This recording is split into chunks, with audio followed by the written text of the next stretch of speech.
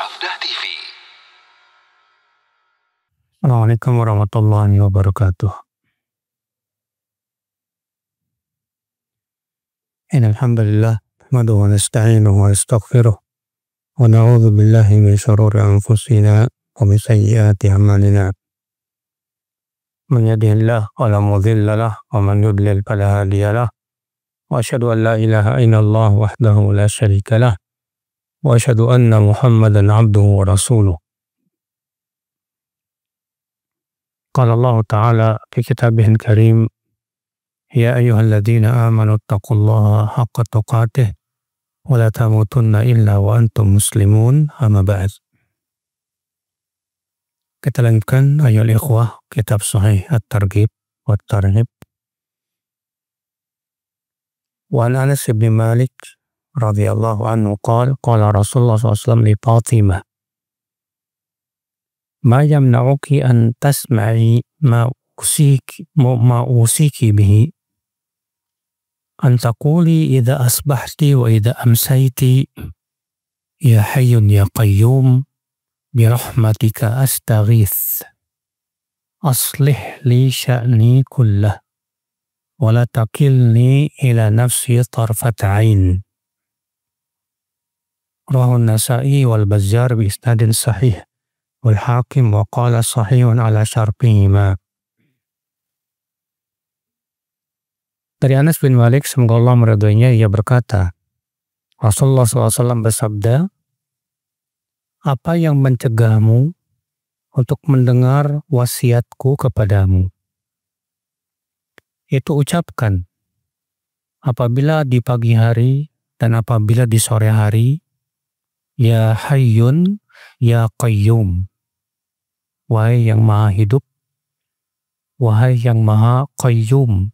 Qayyum artinya yang berdiri sendiri, yang tidak membutuhkan hamba-hambanya, yang mengurus seluruh makhluk-makhluknya sendirian, ya. Birahmatika astaghits, dengan rahmat, dengan melalui rahmatmu, astaghits, aku memohon pertolongan. Aslih li sya'ni kullah, perbaikilah untukku seluruh urusanku. Wala takilni ila nafsi tarfat 'ain, dan jangan engkau serahkan diriku kepada diriku sendiri sekejap mata pun. Dari An-Nasa'i dan Al-Bazzar dengan sanad yang sahih. Dan Al-Hakim berkata hadits ini sahih sesuai dengan syarat Bukhari dan Muslim. Hadis ini menunjukkan, saudaraku seiman, anjuran untuk mengucapkan ini saat pagi dan petang. Itu ya hayyun ya qayyum bi rahmatika astaghits aslih li sya'ni kullah wa la takilni ila nafsi tarfat 'ain. Dan ini Masya Allah doa yang agung. Keagungan doa ini, ya, yang pertama dimulai dengan nama-nama yang agung, itu hayyun dan qayyum. Kata Ibnu Qayyim, di antara nama Allah yang paling agung, dua ini ditunjukkan oleh ayat kursi. Allahu la ilaha illa huwal hayyul qayyum. Al-Hayy menunjukkan, ya, bahwa Allah hidup, dan kehidupan berkonsekuensi kepada seluruh sifat-sifat yang sempurna. Dan kehidupan Allah abadi, tidak ada ya kebinasaannya. Qayyum artinya yang mengurus makhluk-makhluknya sendirian. Dan seluruh makhluk butuh kepada Allah Subhanahu wa Ta'ala. Allah tidak butuh kepada pembantu. Itu Qayyum namanya. Yang menunjukkan kepada apa? Kesempurnaan dalam kudrah, dalam kekuasaannya. Birahmatika, ba di sini mempunyai makna, ya, isti'anah.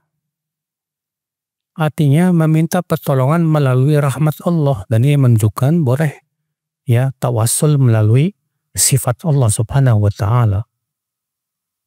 Karena rahmah itu adalah sifat Allah.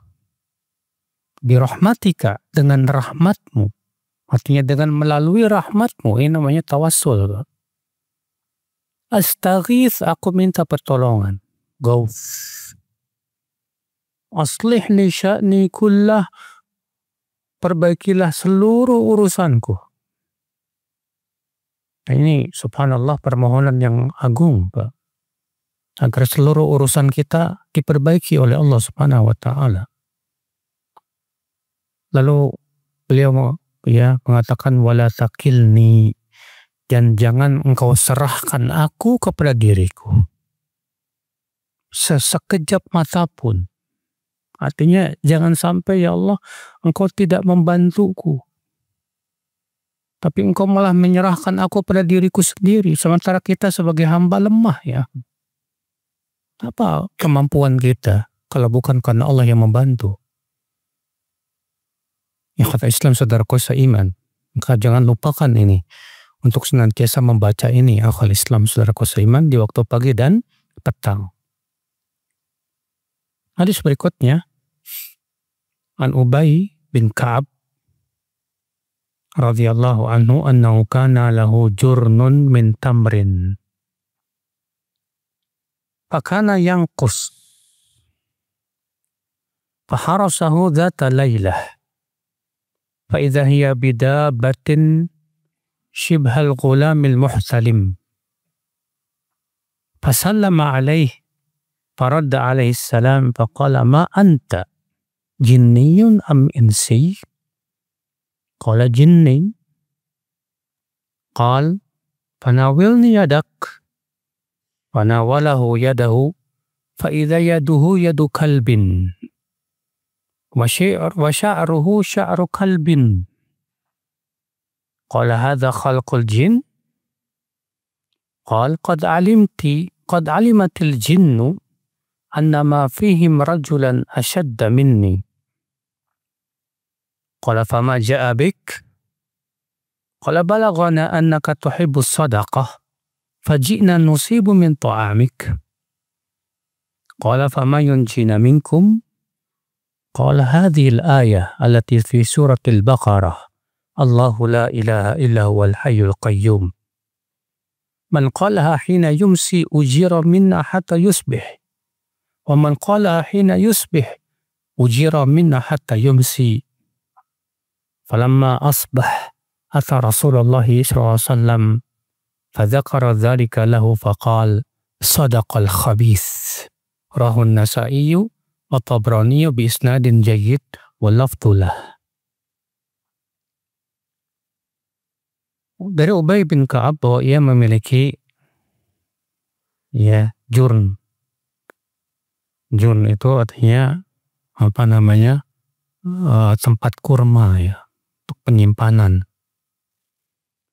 Dan ternyata kurmanya selalu berkurang. Bingung. Ubay bingung. Oh, kenapa setiap hari berkurang padahal nggak diambilin. Suatu malam ia pun berjaga.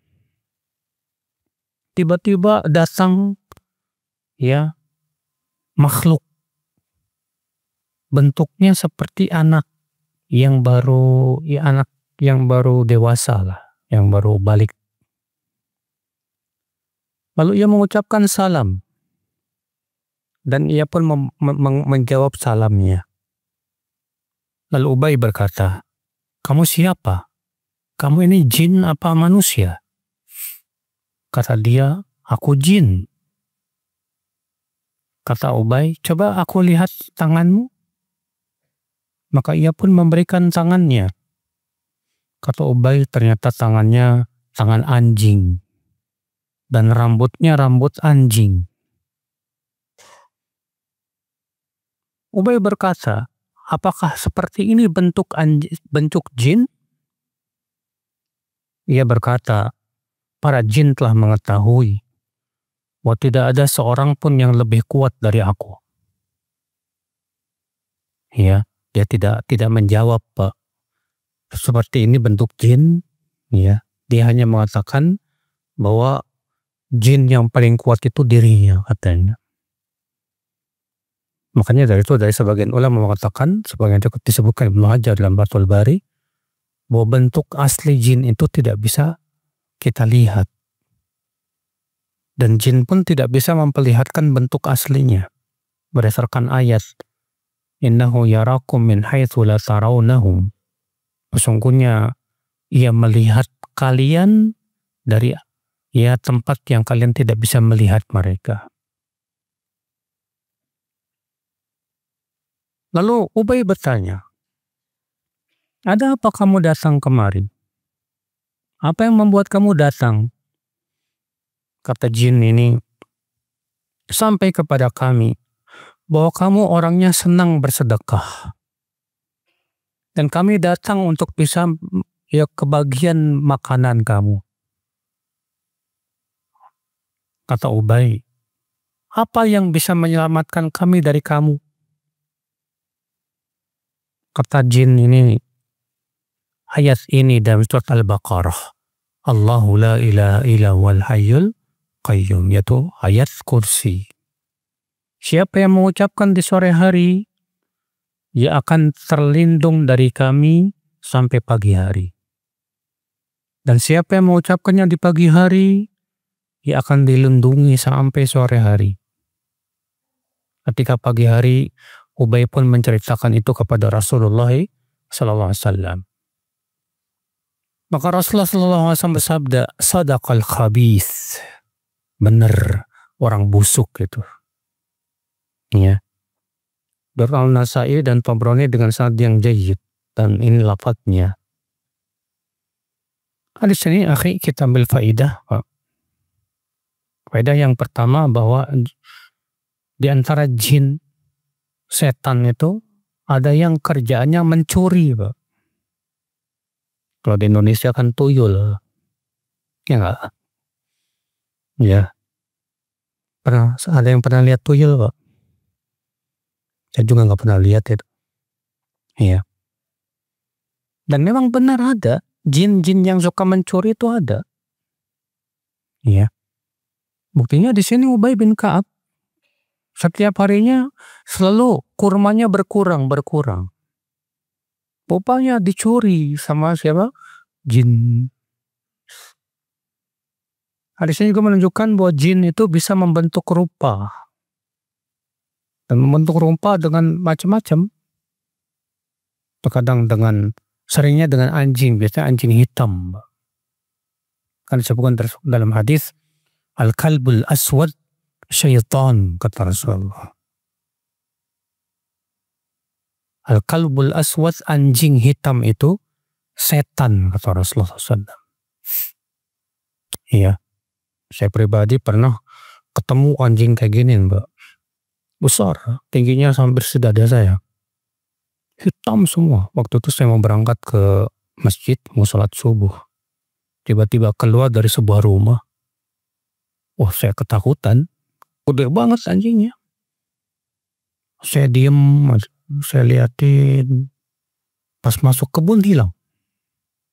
Wah, langsung bulu kuduk saya berdiri, Pak. Waduh. Ini. Iya. Jin. Ikhwatul Islam, saudaraku seiman. Terkadang berbentuk jadi ular. Ya. Dan itu juga saya pernah. Waktu itu malam-malam pagi ituin baju, tiba-tiba jatuh ular, Pak. Ketika kita mau sapu, berdiri di ularnya. Jalan. Ketika sudah keluar, hilang. Macam-macam. Ya. Jadi jin itu bisa membentuk dirinya dengan berbagai macam bentuk. Kota Islam. Kalau di Indonesia kan ada yang berbentuk kayak pocongan, kuntilanak, ya genderuwo, ya. Itu bukan bentuk asli mereka, Pak. Adapun bentuk asli mereka hanya Allah yang Maha tahu. Ya kota Islam, saudaraku seiman. Hadis ini menunjukkan akan kekuatan iman para sahabat. Di mana sahabat Ubay nggak takut sama sekali.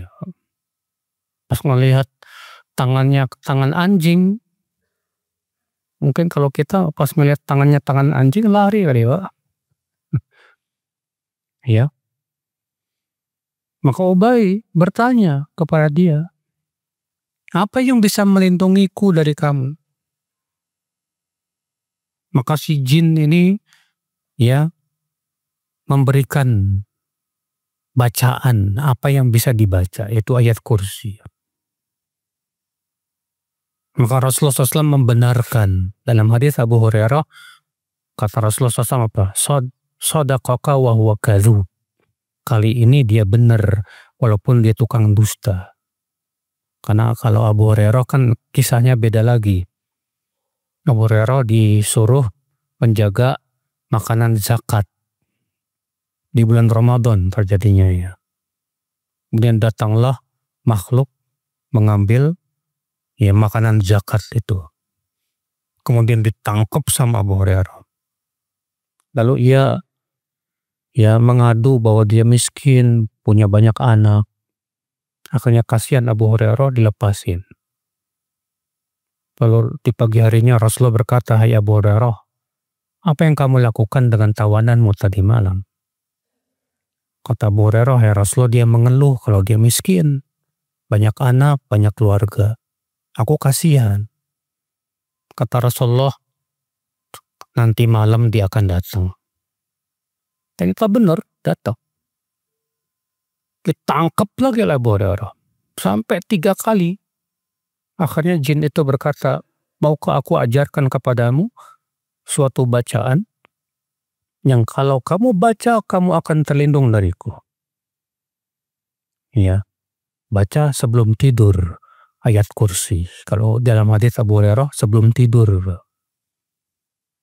Di pagi harinya Abu Hurairah datang dan bertemu dengan Rasulullah SAW dan menceritakan tentang itu. Apa kata Rasulullah? Shadaqaka wa huwa kadzub.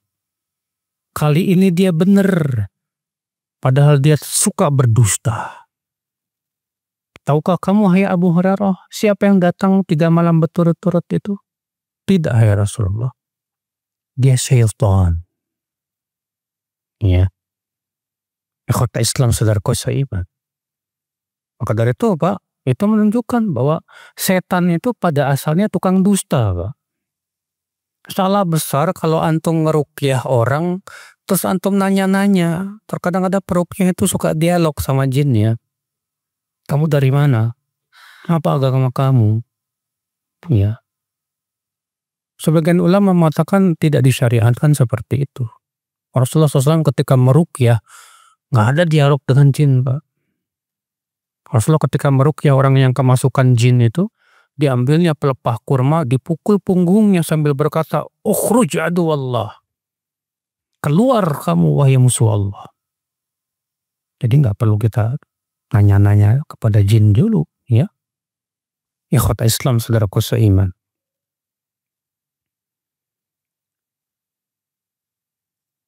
Kita masuk ke bab at-targhib fi qada'il insan wirdahu idza fatahu minal lail. Anjuran untuk mengqadha kebiasaan salat malam kita apabila suatu malam kita terluput tidak bisa salat malam. Artinya kalau kita biasa salat malam, Mbak, kemudian suatu malam kita nggak bisa salat malam karena sakit misalnya. Maka pada waktu itu ya dianjurkan kita mengqadhanya di waktu duha. Hadis 663 an Umar ibn Khattab radhiyallahu anhu wa arbah qala qala Rasulullah sallallahu alaihi wasallam man nama an hizbihi aw an syai'in minhu faqara'ahu fima baina salatil fajri wa salatil dhuhri kutiba lahu ka'annama qara'ahu minal lail.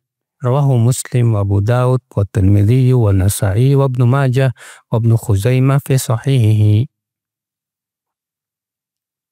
Dari Umar bin Khattab, semoga Allah meridainya, ia berkata, Rasulullah SAW bersabda, siapa yang tertidur dari hizbihi, Hizb itu ya, kalau dalam Al-Quran satu hizb itu sekitar selembar setengah, Pak. Ya. Atau dari sesuatu darinya. Artinya dia punya kebiasaan sholat malam. Dan otomatis ketika sholat malam kita membaca Al-Quran. Lalu ia mengqadanya, membacanya di antara sholat subuh dan sholat zuhur. Maksudnya di waktu duha. Maka ditulis untuknya seakan-akan ia membacanya di waktu malam. Diriwayatkan Muslim, Abu Daud, Tirmidzi, dan Nasa'i dan Ibnu Majah. Hadis ini menunjukkan anjuran untuk membiasakan sholat malam. Ya. Dan sholat malam itu kemuliaan, sebagaimana sudah kita sebutkan hadisnya. Kata Rasulullah SAW, Inna syarafal mu'min qiyamuhu bil lail. Sesungguhnya kemuliaan seorang mukmin itu saat ia sholat malam. Sholat malam itu kemuliaan, Pak. Maka kita berusaha jaga sholat malam. Walaupun sudah kita sebutkan hanya witir 3 rakaat nggak masalah. Hadis ini menunjukkan bahwa kalau kita terluput dari amalan soleh yang kita biasakan, maka hendaknya kita usahakan mengqadanya, Pak. Kalau antum terbiasa sholat malam, qadoklah di waktu duha. Kalau antum terbiasa dengan sholat sunnah rawatib dan kemudian tidak sempat, qadoklah di waktu yang lain.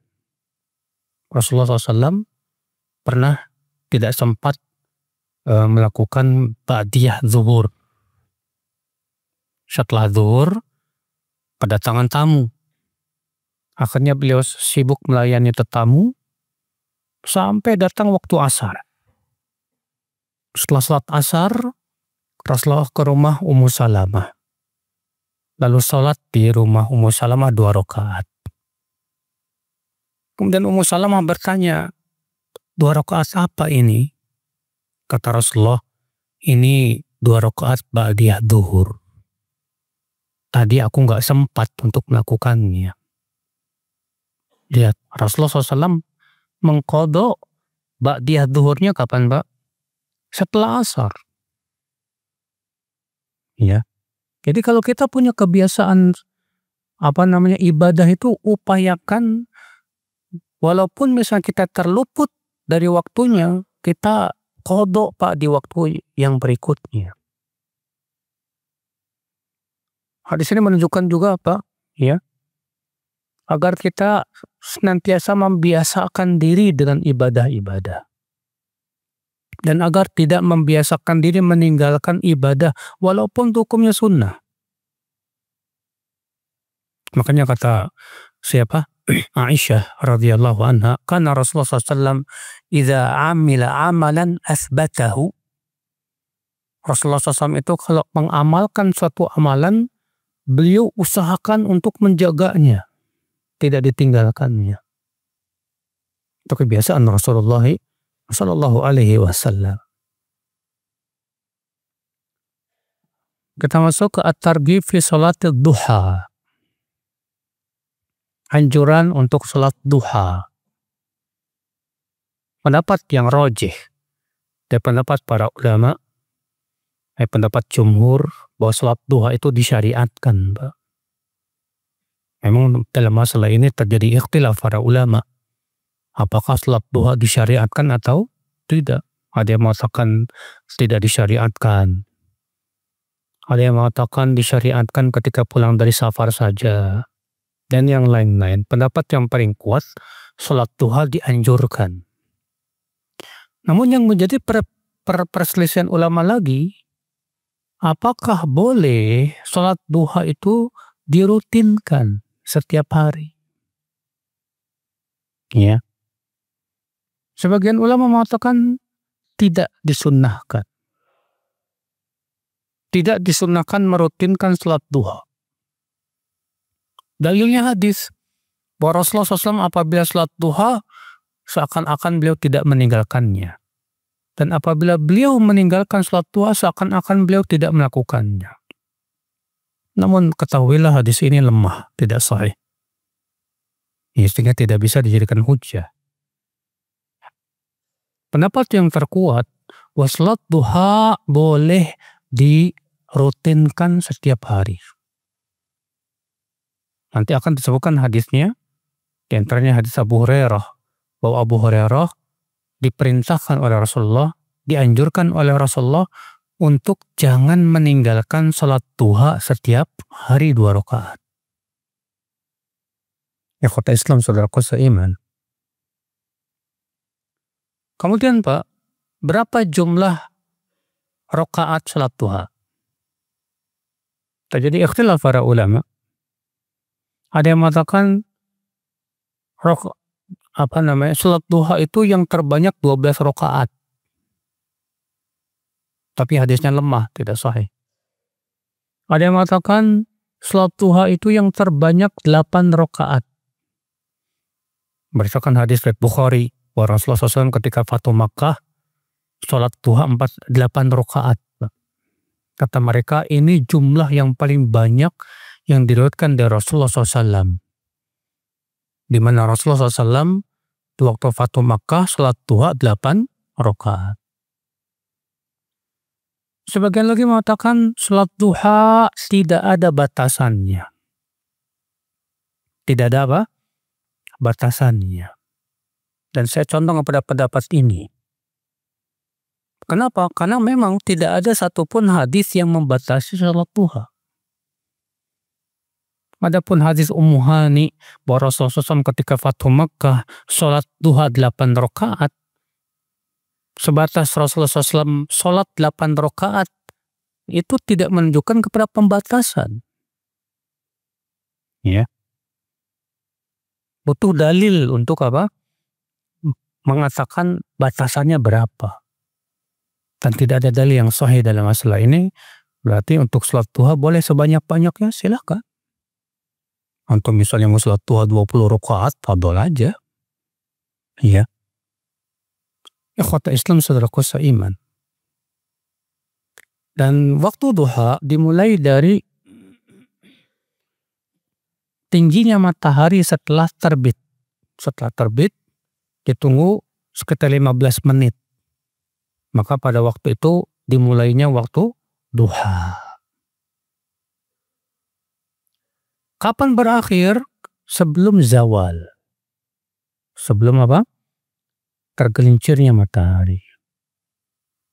Kapan waktu duha yang paling utama? Waktu duha yang paling utama adalah ketika anak unta mulai kepanasan, kata Rasulullah SAW. Kata Rasulullah SAW, salatul awwabin hina tarmidul fisal.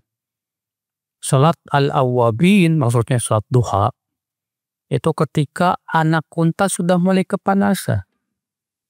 Nah, kalau di Indonesia ya sekitar jam 10-an, Pak. Iya. Baik, kita baca hadisnya. An Nabi Hurairah radhiyallahu anhu qala, awsani khalili sallallahu alaihi wasallam bisiyami 3 ayyamin min kulli syahr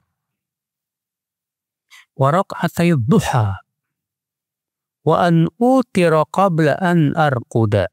Rahul Bukhari wa Muslim wa Abu Daud wa rahu Tirmidzi wa Nasa'i wa nahwu. Wa Ibnu Khuzaimah wa lafdhu qala awsani khalili bi 3 lastu bitarikihinna alla anama illa ala witr wa alla ada'a raq'atay duha fa inna salatul awwabin wa siyami 3 ayyam min kulli syahr. Dari Abu Hurairah, semoga Allah meridainya, ia berkata, kekasihku, itu Rasulullah SAW, berwasiat kepadaku agar aku berpuasa setiap bulan 3 hari. Dan agar sholat duha 2 rakaat. Ya. Dan agar aku sholat witir sebelum tidur. Diriwayatkan Bukhari, Muslim, Abu Daud. Dan diriwayatkan Tirmidzi dan Nasa'i juga mirip dengannya. Ibnu Khuzaimah juga meriwayatkan namun lafadznya begini. Kekasihku memberikan wasiat kepadaku dengan 3 dan aku tidak meninggalkannya. Yang pertama, agar aku tidak tidur kecuali di atas witir. Yang kedua, agar aku tidak meninggalkan 2 rakaat duha. Karena ia sholat orang-orang yang kembali, sholatul awwabin. Yang ketiga, itu puasa 3 hari setiap bulan. Nah, ini diwasiatkan oleh Rasulullah SAW. Nah, di sini menunjukkan, Pak, yang pertama anjuran ya untuk berpuasa 3 hari setiap bulan.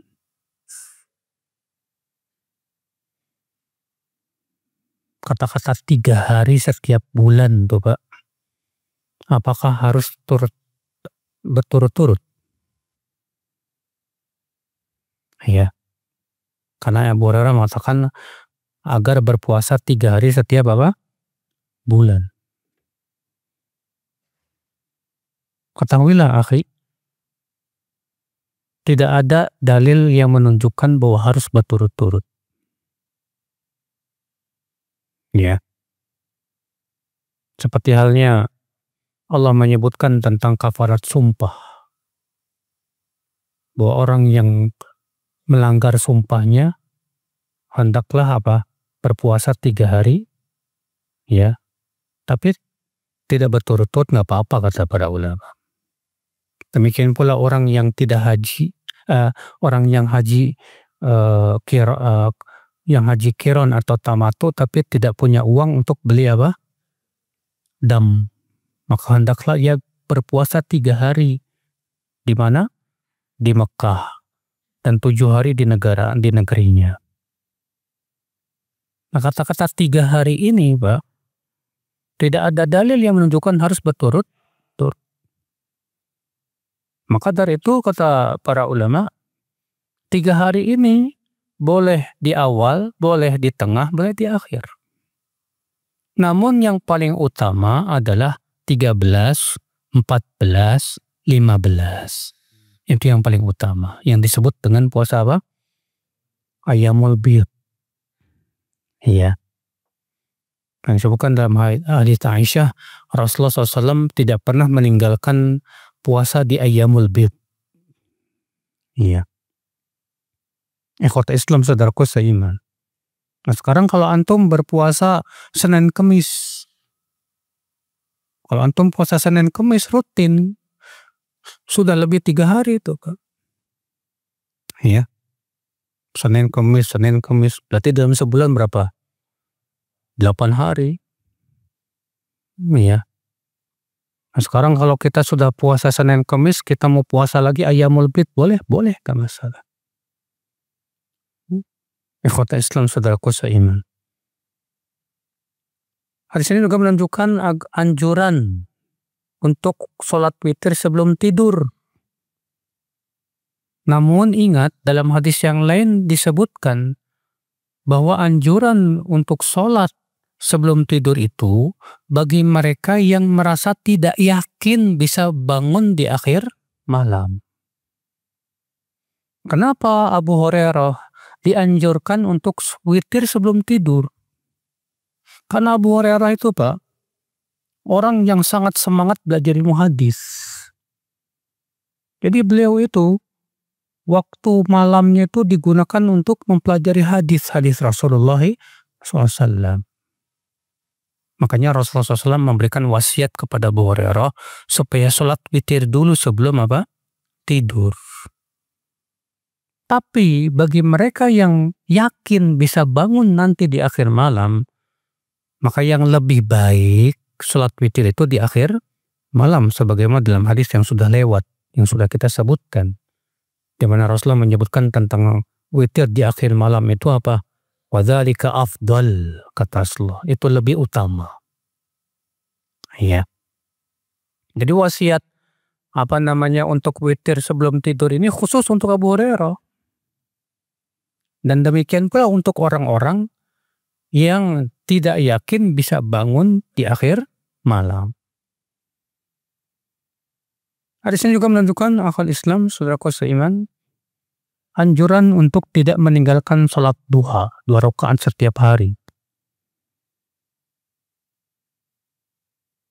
Hadis berikutnya, wa an Abi Dzarr radhiyallahu anhu anin Nabi sallallahu alaihi wasallam qala yusbihu ala kulli sulama min ahadikum sadaqah fa kullu tasbihatin sadaqah wa kullu tahmidatin sadaqah wa kullu tahlilatin sadaqah wa kullu takbiratin sadaqah wa amrun bil ma'rufi sadaqah wa nahyun 'anil munkari sadaqah wa yujzi min dzalika rak'atani yarka'uhuma minad duha, rawahu Muslim. Dari Abu Dzar, semoga Allah meridainya, dari Nabi SAW bersabda, setiap pagi hari atas setiap sendi-sendi seseorang dari kalian hendaknya dipenuhi sedekahnya. Setiap tasbih sedekah, setiap tahmid sedekah, setiap tahlil sedekah, setiap takbir sedekah, menyuruh kepada yang ma'ruf sedekah, melarang dari yang mungkar sedekah, dan itu bisa dicukupi dengan 2 rakaat duha. Dalam hadis berikutnya dijelaskan lagi, Pak. Wa an Buraidah radhiyallahu anhu qala sami'tu Rasulullah SAW yaqul fil insani sittun wa 300 mafsil fa alaihi an yatasaddaqa an kulli mafsilin sadaqah. Qalu faman yutiqu dhalika ya Rasulullah? Qala an-nukha'atu fil masjid tadfinuha wa syai' tunhihi 'anit tariq fa illam taqdir faraq'at ad-duha tujzi'u anka. Rawahu Ahmad wa Abu Daud wa Ibnu Khuzaimah wa Ibnu Hibban. Pada diri manusia ada 360 sendi. Maka dia wajib memberikan sedekah pada setiap sendinya itu. Berarti Pak, setiap hari kita wajib 360 sedekah, Pak. Apa kata para sahabat? Siapa yang mampu itu ya Rasulullah? Artinya siapa yang mampu setiap harinya bersedekah 360 kali? Ya, para sahabat memahami sedekah di sini dengan uang, Pak. Maka Rasulullah SAW menjelaskan apa makna sedekah sini. An-nukha'ah fil masjid tadfinuha. Ingus yang kamu kubur di masjid itu sedekah. Sesuatu yang mengganggu yang kamu singkirkan dari jalan itu sedekah.